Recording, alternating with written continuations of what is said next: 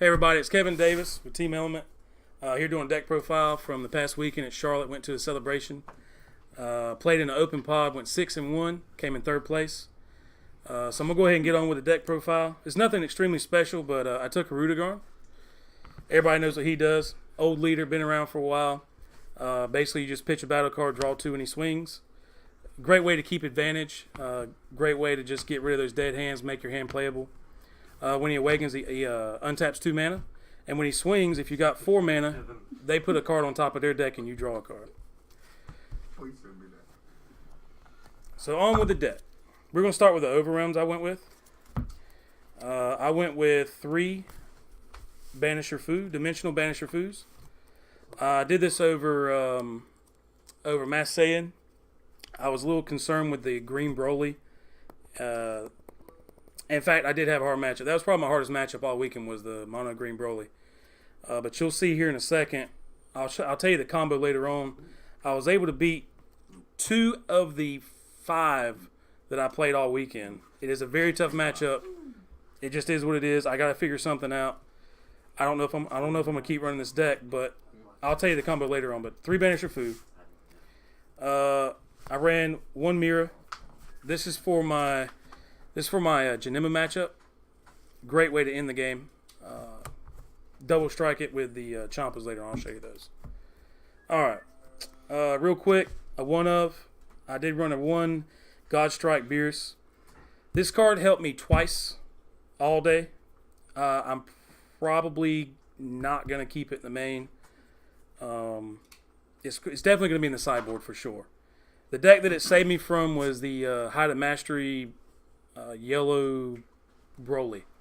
They did not get the Victory Strike, so he tried to game me with the Height of Mastery. And I untapped my leader, awakened my leader, untapped 2 mana, and took his triple strike away. Another match that it helped me in was against a Shinron deck. They did the whole triple strike, triple attack crap, and of course, I took away the triple strike. It's triple attack, and didn't die. So it did help me. It did win me a couple games, but that was pretty much it. The rest of the time, I sent it away with the leader effect, and it just drew me 2 cards really. I ran 1 copy of Group Leader Pilaf. I did this. I tried to do really the original idea was a psych out. So I would play this to just get rid of like a double strike or a crit or just something stupid. It wasn't real. I guess not stupid, but it did help me. And I guess I was hoping my opponents wouldn't think that I was running the 1 of Beerus since I was doing the 1 of Pilaf, since they saw Pilaf. And I don't know if that little psychological game worked. I just know that it did help me, and this did help me a couple times. The standard 4 Sensu Bean, 1 Unyielding, 4 Dimension Magic. I did 3 of the Xenos, standard. You just run 3, don't run 4. Super combos. Alright, on to the red. I ran 3 Champas. The only reason why I did 3 Champas is because I didn't have multiple foils of the Hidden Power E Supreme Kai. And these are Judge promos. So I ran these 3. And of course my 1 foil Hidden Supreme Kai. I guess the deck would be more optimal if you ran 4 of these over the Champas, but it didn't really matter. I rarely come into a situation where I need to play it, but that's the only difference. And with the mirror, in combination with the, that's what I was going to get at earlier. In combination with the mirror, you can basically give it double strike, and it's like a billion freaking K and whatever, you just win the game. Double strike. To go with the Zeno, you play the chain attack. That's pretty much the way the deck wins. You get to turn 4, you're at 4 life, they're at 4 life. You chain attack Zeno, you awaken, play some more stuff. On a good turn, I guess the best turn would be you chain attack, you reset everything, and you're able to awaken, get 2 mana back, and like I said, if it was a perfect turn, you'd be able to hit in the same turn. Swing with your leader, you get 2 cards out of their hand, and then they put 1 on top. And now they just basically you just beat them out with advantage after that. 4 copies of Unbreakable Super Saiyan Son Goku. Awesome card for defense, awesome card for offense. Not much you have to really say about that. It's pretty standard in all the decks. Pseudo super combo. Next up, you got the 4 hits. I think that's going to be pretty much mandatory in all of these versions of the decks. Able to look at their hand late game, just basically kill them in the end. I only ran 3 burst attack Son Gohans, and I never got the effect.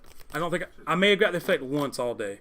I've been really thinking about taking it down to maybe 2 or 1.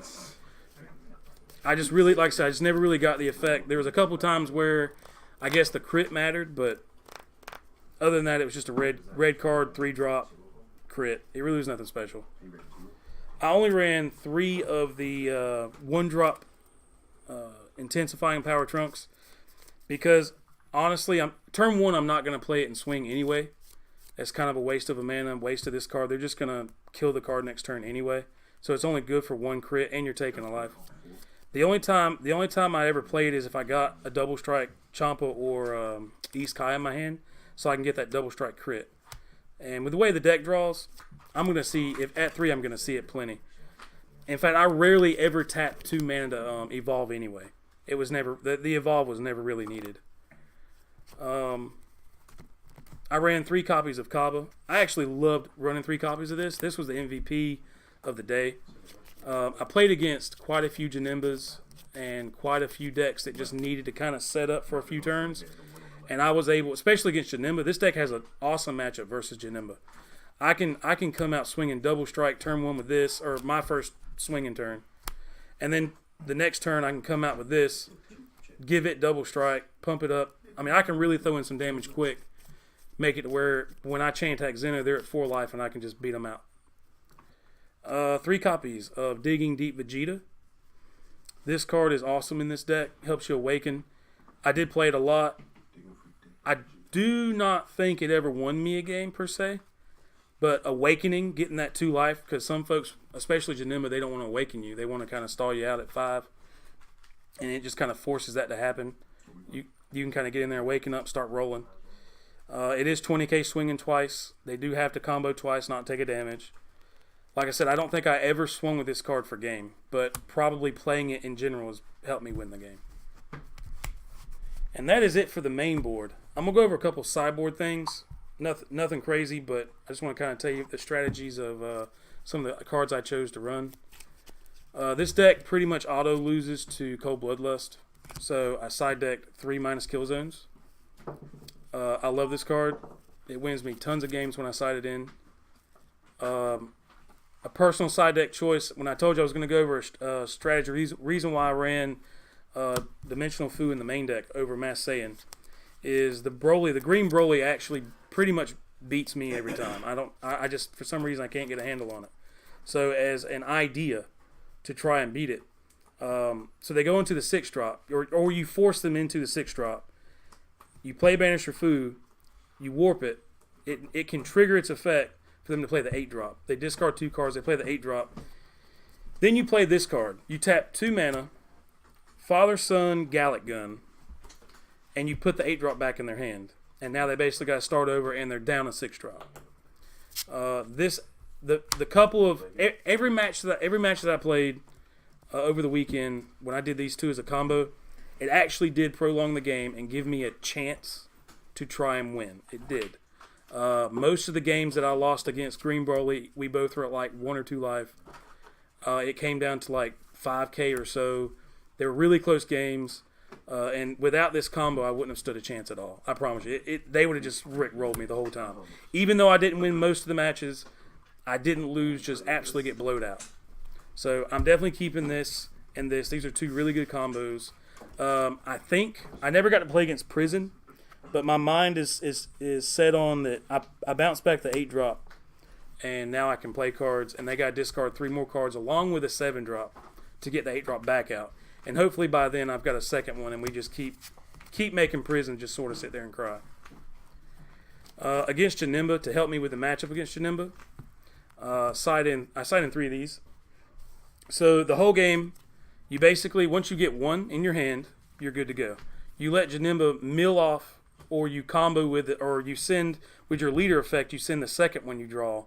You just need one in the grave. All you need is one in the grave, one in your hand, and then for the whole game, every turn, because they're gonna mill you 2 or 3 or 4, you basically just overwhelm, add this back to hand, overwhelm, add this back to hand. Basically every turn you get to do this, and the whole game you're just hitting them with double strikes back to back to back.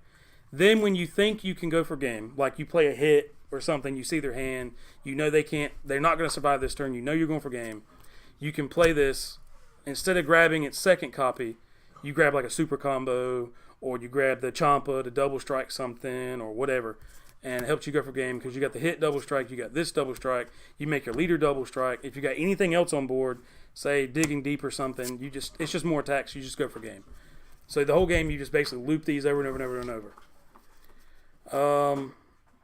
And that's pretty much it for the sideboard that I took over the weekend. Some ideas that I've got moving forward. Super Shinron, Danny, I can't pronounce his name, but nickname Danny Hype. No, it's not Danny Hype. Danny Nugent. Okay, Danny Nugent, my bad. He won with that Super Shinron, and I do not think this deck would do well. That's probably not a favorable matchup for this deck. So what I did as an idea, of course, I'm probably going to side deck moving forward the striving to be the best Son Goku, and probably this card right here. It's King Yama, Soul Supervisor. Yes. What it does is you pay 2 mana, you play it, and you can choose 2 non-black cards in your opponent's drop area and put them at the bottom of the deck. So the object is here is you just keep putting their Bulmas back in the bottom of the deck, because I know he said without the Bulmas he can't do anything. So if he's got a Bulma on board, I'll probably just warp it, and if he's got any Bulmas in the grave, put them on the bottom of the deck. That's basically going to be what I'm thinking is going to control the game from there. Either that or, like I said, Son Goku striving to be the best should help me versus that deck as well. And we'll see. I don't know. We'll see moving forward. Something I teched because I didn't have a 4th copy of Banisher Fu is the Bardock Fully Unleashed. It's just another way to get the 6 and 8 drops, or the 8 drops. I'm sorry, just the 8. I think just the 8 drops. Like I said with the combo I did earlier with bouncing it back to the hand with the Brolys.